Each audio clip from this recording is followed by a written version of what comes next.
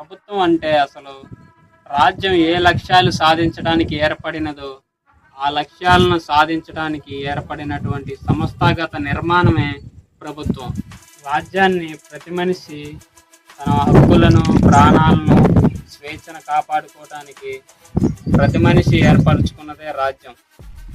రాజ్యం అనేది ప్రతి మనిషి హక్కులను, స్వేచ్ఛను, ప్రాణాలను నేరుగా తనే కాపాడలేదు కాబట్టి ఆ రాజ్యంలో నివసించే ప్రజలే కొంతమందిని ఈ హక్కులను, ప్రాణాలను కాపాడటానికి నిర్ణీత కాలానికి ఎంపిక చేస్తారు.